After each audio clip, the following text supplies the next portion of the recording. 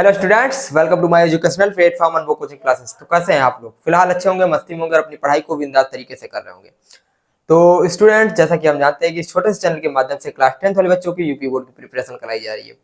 ठीक उसी के लिए मैं लेके आ चुका हूँ क्लास 10th वाले बच्चों के लिए मैथ का सेशन। देखिए, जो बच्चे अब की बार क्लास 10th का एग्जाम दे रहे हैं 2024-25 यानी 2025 को टारगेट कर रहे हैं जो बच्चे, उनके लिए मैं इस सेशन के माध्यम से लेकर आया हूँ मैथ। तो मैथ में हमारे कई यूनिटें हैं। कई यूनिटों में एक बहुत ही महत्वपूर्ण यूनिट मेंसुरेशन वाला टॉपिक लेकर आए हैं। देखिए, मेंसुरेशन टॉपिक बहुत से बच्चों को बहुत कठिन लगता है, बहुत से बच्चों को इजी लगता है ये टॉपिक।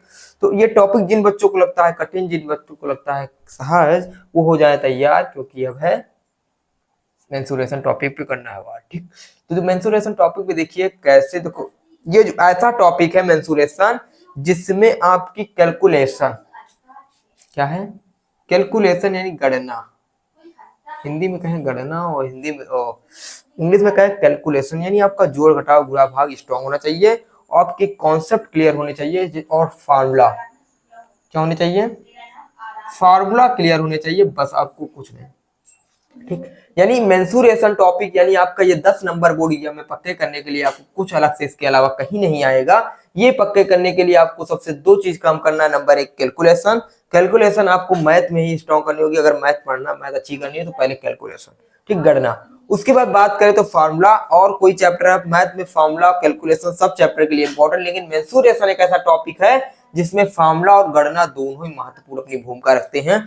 तो फार्मूलों के लिए मैं ये सेशन लेकर आया हूं, और आने वाले बोर्ड पेपर के नजदीक से नजदीक मैं आपको सारे फार्मूले करा दूंगा एक सेशन के माध्यम से। तो इस सेशन में देखिए हम बताने जा रहा हूं फार्मूला। तो मेंसुरेशन टॉपिक का जो पहले देखिए, मेंसुरेशन आपका 10वां चैप्टर नई एनसीईआरटी यानी नई बुक में जो है, कौन सा चैप्टर? 10वां है जहां तक, और 11वां। ठीक, 10वां और 11वां चैप्टर है मेंसुरेशन का, जो है वृत्तों से संबंधित क्षेत्रफल। पहला चैप्टर है मेंसुरेशन का वृत्तों से संबंधित क्षेत्रफल। ठीक, इसमें कुछ नहीं पढ़ना, इसमें सिर्फ देखिए क्या क्या पढ़ना है। वृत्त का व्यास पढ़ लीजिएगा। वृत्त का व्यास का फार्मूला होता है, व्यास को हम डिटरमिनेशन यानी डी से करते हैं व्यास को। ठीक, तो व्यास को डी से प्रदर्शित करते हैं। डी इज इक्वल टू होता है 2r, यानी त्रिज्या के दो गुने को व्यास कहते हैं 2r, यानी व्यास इज इक्वल टू 2r। ठीक, ये फार्मूला तैयार कर लीजिएगा, व्यास का फार्मूला है, इसको तैयार कर लीजिए। इस पे क्वेश्चन आपको बिना इसके त्रिज्या नहीं निकाल सकते। अगर व्यास दे रखा है, त्रिज्या निकालना है तो फिर क्या करना है, दोगुना करना पड़ेगा। ठीक, सॉरी, व्यास दे रखा है, त्रिज्या निकालना तो आधा करना पड़ेगा, 2 पक्षांतर कर देना पड़ेगा। ठीक, वो आपको हम बता देंगे जब क्वेश्चन प्रैक्टिस कराएंगे, तब आपको बता देंगे। पहले इस चैप्टर में देखिए तैयार कर लीजिए, इतना जरूर तैयार कर लीजिए, पेपर भैया समय बहुत कम है। वृत्त की परिधि, वृत्त की परिधि यानी परिधि के मतलब किनारे वाला, ये वृत्त रहता है तो वृत्त के किनारे किनारे वाली माप जो होती है उसे क्या कहते हैं, परिधि।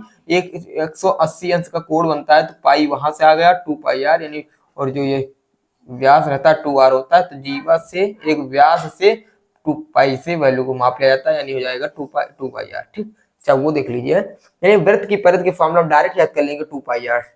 उसके बाद बात करते हैं वृत्त का क्षेत्रफल πr²। ठीक, क्षेत्रफल को तैयार कर लीजिए। उसके बाद बात करते हैं त्रिज्यखंड, यहाँ से क्वेश्चन जरूर आता है। ये तो आपकी बेसिक फॉर्मूले हैं, ठीक, बेसिक क्लास 6-7 के हैं। ठीक, मेन फॉर्मूला ये है, आपका चैप्टर इस पे आधारित है। तो चैप्टर जो आपका आधारित है इस पे है वृत्त के त्रिज्यखंड का क्षेत्रफल और वृत्त के वृत्तखंड का क्षेत्रफल। देखिए, त्रिज्यखंड का मतलब त्रिज्या द्वारा वृत्त को अलग किया गया हो, ये कहलाता है त्रिज्यखंड। दो त्रिज्य के माध्यम से वृत्त का खंड, वृत्त का टुकड़ा ही त्रिज्यखंड कहलाता है। ये छोटा वाला टुकड़ा इसलिए लघु वृत्तखंड, और ये बड़ा वाला है तो इसलिए दीर्घ त्रिज्यखंड। क्या है? दीर्घ त्रिज्यखंड। ये लघु त्रिज्यखंड है, ये दीर्घ त्रिज्यखंड है। ठीक, तो बड़ा वाला दीर्घ है, छोटा वाला लघु है। त्रिज्या के माध्यम से वृत्त का खंड ही त्रिज्यखंड कहलाता है, और त्रिज्य लघु और दीर्घ में आप छोटा वाला लघु, बड़ा वाला दीर्घ, ये आपको हो गया। उसके बाद अगर जीवा के माध्यम से अगर वृत्त का खंड किया जाए तो यानी ये जो होता है ये आपका होता है वृत्तखंड। क्या होता है? वृत्तखंड। ठीक, ध्यान सुनिएगा, ये क्या होता है? वृत्तखंड। अगर जीवा के माध्यम से वृत्त का खंड किया जाए तो निकल आता है वृत्तखंड। तो ये छोटा है तो लघु वृत्तखंड, ये बड़ा है तो दीर्घ वृत्तखंड। कोई दिक्कत हो तो कमेंट बॉक्स से कमेंट कर दीजिएगा। ठीक, इतना समझ में आ गया होगा।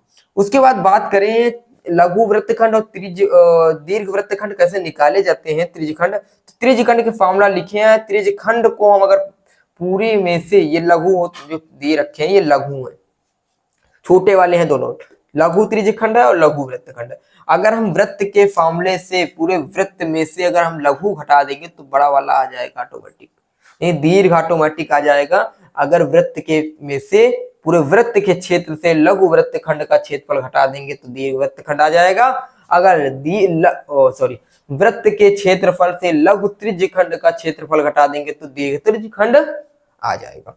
तो यही आपको दे रखा है, इससे कोई दिक्कत नहीं होने वाला, बस खाली आप त्रिज्यखंड का फॉर्मूला तैयार कर लीजिए, पाई आर स्क्वायर थीटा बटे 360 और वृत्तखंड का क्षेत्रफल है R square by 2 pi theta by 180 minus sine theta. ये दोनों फॉर्मूले तैयार करिए, इसके अलावा आपके पेपर में आपके बोर्ड एग्जाम में कहीं से कुछ भी नहीं आएगा। बस यही दो टॉपिक है, इन दो टॉपिक से भैया देखिए क्वेश्चन हम बता नहीं रहे, क्वेश्चन यही फंसेगा, लेकिन कॉन्सेप्ट मेथड यहीं से रहेगा, इसके अलावा इस मेथड इस कॉन्सेप्ट से कहीं से आने वाला नहीं है। तो उसके बाद बात करें घनाभ। देखिए अब इसमें 11 नंबर चैप्टर पे आगे जो पृष्ठीय क्षेत्रफल और आयतन, इससे देखिए आपका किस प्रकार का क्वेश्चन आने वाला है। 2-3 प्रकार के प्रारूप के आपको आकार आकृत बनाएंगे, उन्हीं आकृत की आपको क्या करना है, क्षेत्रफल निकालना रहेगा। तो घनाभ दे रखा है, घनाभ में क्या है, इस तरह का देखिए दे रखेगा, घनाभ इस तरह होता है जिसकी यानी एक आयत को मिलाकर हाइट दे दी जाए, एक आयत को हाइट दे दी जाए, एक 3D एनिमेशन बना दिया जाए तो क्या बन जाता है, घनाभ। घनाभ इस तरह का होता है, ठीक। तो घनाभ का देखिए 3 चीज याद कर लीजिएगा, कुल पृष्ठीय क्षेत्रफल, आयतन और विकर्ण। तो कुल पृष्ठीय क्षेत्रफल होता है 2 LBBHHL, 2 लंबाई गुणे चौड़ाई प्लस चौड़ाई गुणे ऊंचाई, ऊंचाई गुणे लंबाई, ठीक। ये होता है पृष्ठीय क्षेत्रफल, ठीक। कुल पृष्ठीय क्षेत्रफल किसका, घनाभ का। घन का होता है LBH, लंबाई गुणे चौड़ाई गुणे ऊंचाई, और घनाभ का विकर्ण का फॉर्मूला होता है L square B square plus L square under root में, ठीक। अगर आपको घनाभ तैयार है तो घन ऑटोमेटिक तैयार हो जाएगा। अगर आयत आप सब समझ गए हैं तो वर्ग समझने में कोई दिक्कत नहीं है, क्योंकि BBL, ठीक, ये था ना। तो इसमें देखिए इसमें चारों भुजाएं बराबर होती है, ए, ठीक, और रहता उसी तरह, ठीक। तो उसी तरह रहता है, तो इसीलिए इसमें लंबाई और चौड़ाई और ऊंचाई की जगह हम ए लिख सकते हैं। तो इसीलिए यहाँ ए रखेंगे, ए square plus A square plus A square, 3a square 3 दूनी 6 यानी 6a स्क्वायर कुल पृष्ठीय क्षेत्रफल आ जाएगा, कोई दिक्कत नहीं है। आयतन की बात करें तो लंबाई गुणे चौड़ाई गुणे ऊंचाई, अगर ए रख दे तीनों जगह, ए गुणे ए क्यूब यानी ए की घात 3, ये हो जाएगा। उसके बाद बात करें विकर्ण की, तो विकर्ण होता है L square B square H square, A square plus B A square plus A square plus A square, 3a square 3 बार आ जाएगा अंडर रूट 3 और एक ए बच जाएगा तो रूट 3 × a, ठीक। ये कुछ फॉर्मूले थे घनाभ और घन के, ठीक। ये कुछ फॉर्मूले थे किसके, घनाभ और घन के। उसके बाद बात करें तो हम बात कर सकते हैं लंबवृत्तीय बेलन, ठीक। ये दो हमारे 3D एनिमेशन जो घनाभ इस फॉर्मूले को तैयार कर लिए, इससे क्वेश्चन आएगा, क्वेश्चन बताएं कैसे आएगा। उसके बाद बात करें लंबवृत्तीय बेलन। लंबवृत्तीय बेलन में कोई बेलन आपको इस तरह बनता है जैसे आप देखेंगे बोतल, ठीक, बोतल होता है, और कई भी बेलन के शेप आप देख चुके होंगे, ठीक। बेलन का शेप इसी तरह रहता है कि यार दो वृत्तों को ऊंचाई दे दी जाए तो क्या बन जाता है, बेलन।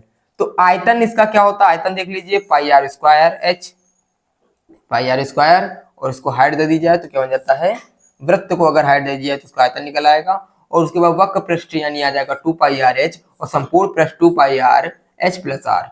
फॉर्मूले तैयार करिए, बस खाली जितने फॉर्मूले लिखे इन फॉर्मूलों को अपने नोट्स बुक में अपनी कॉपी में लिखिए, उसके बाद इन फॉर्मूलों को तैयार कर लीजिए, इनके आधारित आपके क्वेश्चन रहने वाले हैं आपके बोर्ड एग्जाम में। उसके बाद बात करें लंबवृत्तीय बेलन और लंबवृत्तीय शंकु, ये बेलन है, ठीक। बेलन से इसी तरह के क्वेश्चन आएंगे, इसी फॉर्मूले पर आधारित रहेगा आपका क्वेश्चन। देखिए आपके सिलेबस में सिर्फ 2 चीज पढ़ना है क्लास 10th में, एक क्षेत्रफल निकालना है, एक आयतन निकालना। पहला वाला एक्सरसाइज क्षेत्रफल निकालने से है, अगला वाला क्षेत्रफल आयतन निकालने से, इसके अलावा कुछ नहीं है। क्वेश्चन की प्रैक्टिस हम कराएंगे, क्वेश्चन बहुत सारे हैं, सब क्वेश्चन पढ़ना भी नहीं है, जो क्वेश्चन बता रहे हैं वो क्वेश्चन पढ़ लीजिए बस। उसके बाद बात करें लंबवृत्तीय शंकु। लंबवृत्तीय शंकु इस तरह है, आयतन 1/3 पाई आर स्क्वायर H, वक्र पृष्ठ पाई आर L, संपूर्ण पृष्ठ यानी पाई आर L प्लस R, और तिर्यक ऊंचाई निकालना जरूर सीख लीजिए, क्योंकि तिर्यक ऊंचाई कभी कभी देने रखते हो, पूछ लेते हैं कि क्षेत्रफल ज्ञात कीजिए, जो संपूर्ण पृष्ठ या वक्र पृष्ठ ज्ञात कीजिए, और तिर्यक ऊंचाई दे नहीं रखते हैं तो तिर्यक ऊंचाई जरूर निकालना रहता है वहां। और तिर्यक ऊंचाई निकालने के लिए आपको पाइथागोरस प्रमेय की सहायता से फॉर्मूला बना है L = under root R square plus H square. यही फॉर्मूले की सहायता से हम क्या करें, तिर्यक ऊंचाई निकालेंगे, और तिर्यक ऊंचाई निकाल करके हम उसमें फॉर्मूले में पुट करेंगे, और फॉर्मूले में पुट करने के बाद हमें क्षेत्रफल मिल जाएगा, ठीक। तो ये कुछ ऐसे फॉर्मूले थे, ये हो गया शंकु की बात। शंकु भी इंपॉर्टेंट है, आप लोग तैयार कर लीजिएगा। उसके बाद बात करें गोला, बम का गोला, ठीक, गोला। वृत्त और गोले में अंतर है, एक गेंद जो है वो गोला है, ये वृत्त अलग होता है, ठीक। तो गोले का आयतन होता है 4/3 पाई आर क्यूब। फार्मूले तैयार कर लीजिए, पहले बता दे रहे हैं फार्मूले में कोई समस्या कोई दिक्कत होनी नहीं चाहिए। अगर फार्मूले में दिक्कत है फिर भैया मैथ में दिक्कत है, ठीक। फार्मूले तैयार कर लिए, जितने फार्मूले हमने बताई इन फार्मूलों को आप कॉपी में लिखिए, कॉपी में लिखने के बाद इनको याद कीजिए, और याद करने के बाद अगर आपको क्वेश्चन नहीं लगा पाते तो सारे फार्मूले लिख के चलिए। 4 नंबर का प्रश्न है, 3 नंबर मिलेंगे, 2 नंबर, ठीक, 2 नंबर पूरे मिलेंगे, ठीक। गोले का आयतन 4/3 पाई आर क्यूब, संपूर्ण पृष्ठ है 4 पाई आर स्क्वायर, ये तैयार कर लीजिए। अर्धगोले का आयतन है 2/3 पाई आर क्यूब, ठीक। ये सारे फार्मूले हैं। तो अर्धगोले का संपूर्ण पृष्ठ पूछा जाए तो 3 पाई आर स्क्वायर, ठीक, 3 पाई आर स्क्वायर।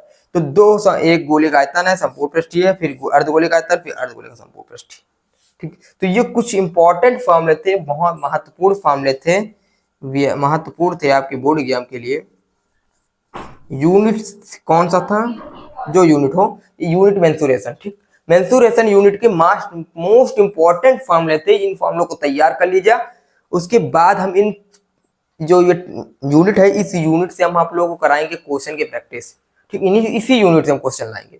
इस यूनिट के क्वेश्चन लाने के बाद फिर अगली यूनिट हम पढ़ाएंगे, अगली यूनिट से क्वेश्चन लेकर आएंगे, और जितने भी सारे आपके इंपॉर्टेंट क्वेश्चन है सब आपके हम इसी चैनल के माध्यम से प्रोवाइड कराएंगे। और मैथ का सेशन देखेंगे तो मैथ का सेशन डेली लेंगे, ठीक। एक दिन गैप करके मैथ का सेशन जरूर आता रहेगा, क्योंकि मैथ आप लोगों को बहुत टफ लगता है ना, ठीक। तो मैथ का सेशन होता रहेगा। उसके साथ साथ जो बाकी सब्जेक्ट है, जैसे आर्ट हुए, सोशल साइंस हुए, इंग्लिश हुआ, और हिंदी हुआ, और साइंस और मैथ का तो हम ऐसे ही प्रोवाइड कराते रहेंगे, ठीक। इसमें ज़्यादा गैप नहीं होगा, लेकिन बाकी सब्जेक्ट जो है वो धीरे धीरे उसको भी सही हम बताते रहेंगे, ठीक, उसके बारे में बताते रहेंगे। तो देख लीजिएगा। उसके बाद अगर कोई समस्या हो, कोई प्रॉब्लम हो तो हमारे कमेंट बॉक्स पे कमेंट करिए, और कोई समस्या हो तो 83188011 पे 96 पे मैसेज कीजिए, और ठीक। और उसके बाद इस सेशन को लाइक कीजिए, कमेंट कीजिए, उसके साथ साथ थोड़े अपने दोस्तों यार को सपोर्ट कीजिए। उसके बाद फिर मिलते हैं अगले सेशन के साथ, अगले वीडियो के साथ, और जय हिंद, जय भारत।